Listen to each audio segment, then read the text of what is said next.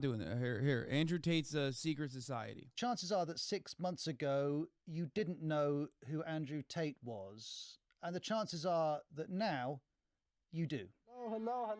Andrew Tate's a former kickboxer. He's now a social media influencer. Last year he was more Googled than Donald Trump or Kim Kardashian, and his content's amassed hundreds of millions of views.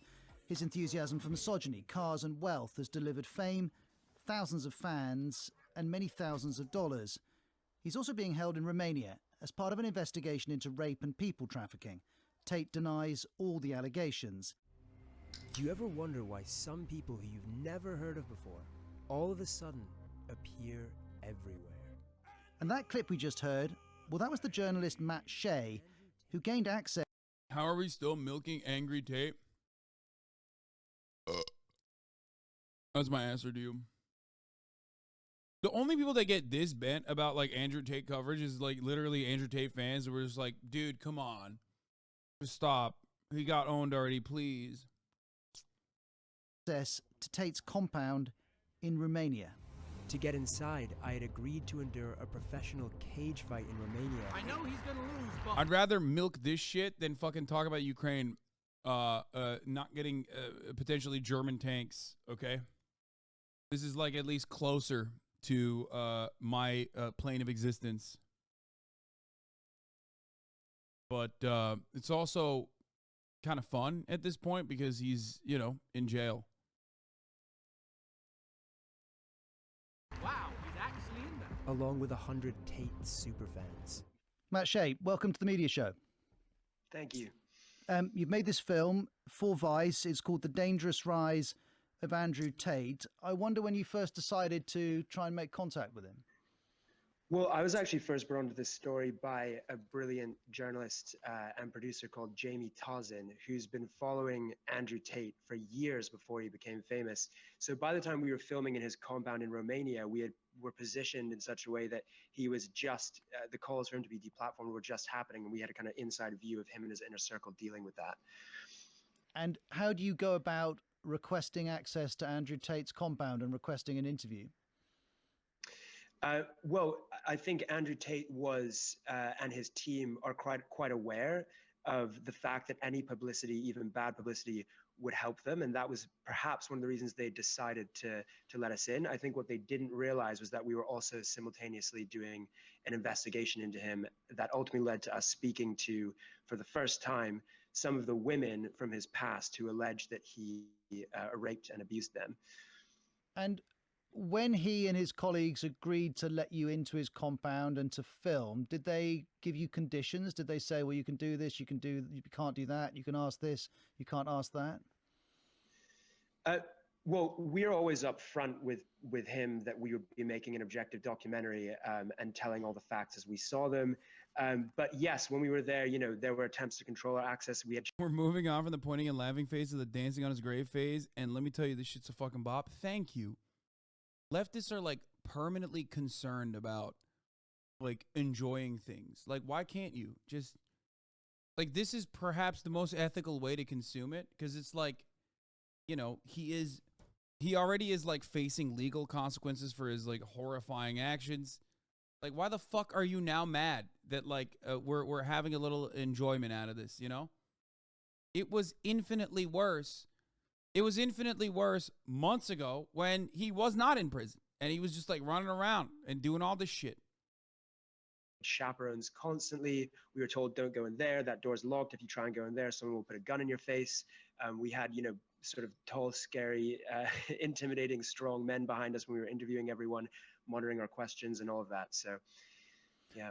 Well, thank you for coming on to speak about your film. And Andrew Tate's story more broadly connects directly to how media content is made, distributed, moderated, and consumed. And we're going to spend today's edition of the Media Show understanding that with the help of Matt Shea, but also with Helen Lewis, who's staff writer at The Atlantic, also presenter of the recent BBC podcast series, The New Gurus, which looks at online personalities with big followings. Hi, Helen. Would you consider Andrew Tate a form of guru?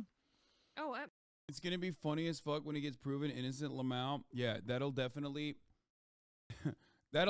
mean that he was definitely proven innocent. if anything, it'll be funny because, like, you know, he literally said he could bribe his way out of a Romanian prison, and that'll just be the truth again. But, like, if you actually unironically think he didn't do any of the shit that he's, like, locked up for, I don't know what to tell you. He has literally admitted to things and has also, like, tried to educate others on doing similar things for years and years and years. So I don't know what else you need, but I guess you don't really need anything. You're just a fucking idiot at that point. You know what I mean? Like, motherfuckers can admit to all this shit on camera, and his fan base will still be like, nah. Absolutely. He fits very firmly into what's known as the kind of manosphere. So these are a suite of gurus who attempt to tell young men how to live. And, you know, there is a very strong ideology behind them, which is that as a form of masculinity has been lost. And, you know, having watched Matt's excellent documentary, the thing that strikes me is it's very much like a 13-year-old's boy's idea of what it means to be a man. A guy goes up and introduces himself, my name's Alpha Wolf. And how Matt did not laugh at that point.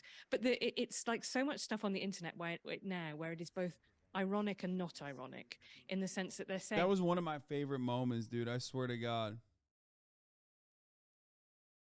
It was when the guy, unironically, like a 50-year-old man, a whole ass adult, you know what I mean? Just this accountant looking ass motherfucker is like, I'm Alpha Wolf. Like, bro, are you, what? Like, something has failed in your life just so severely for you to behave this way.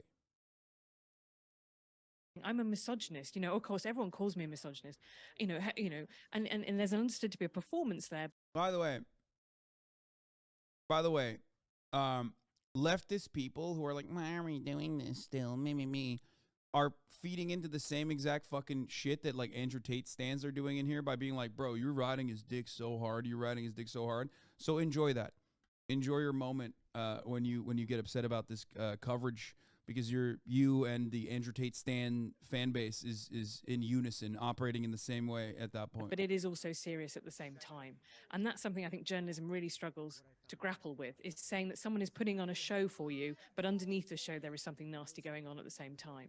And we're going to get into those dilemmas, questions for journalists when they choose to interact with someone like Andrew Tate. Let's also bring in Scott Galloway, host of the biggest business podcast in the US, the Prof G Show. I did watch as the well Vice as being video, host yes. of Pivot. Many of you listening will know it. It's a hugely popular tech podcast. Scott Galloway, you're very welcome to the Media Show. Thanks for your time today. Thanks for having me.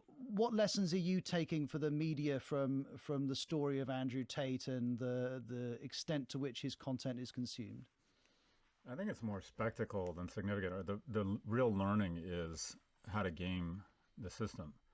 And that is, he encourages people to put out thousands of videos that go shorter and shorter and shorter. And he's tapped into the same rage machine that the algorithms love, that both Donald Trump and Elon Musk have tapped into. And that is, the optimal piece of content is something short, compelling, resonates with 60% of your audience, and enrages the other 40%. Because the moment you have rage and conflict around content, you get a lot of clicks, and the algorithms go. Okay, chatters were correct though. This is boring. And all these other ones are annoying too. Let's watch this one. Delusional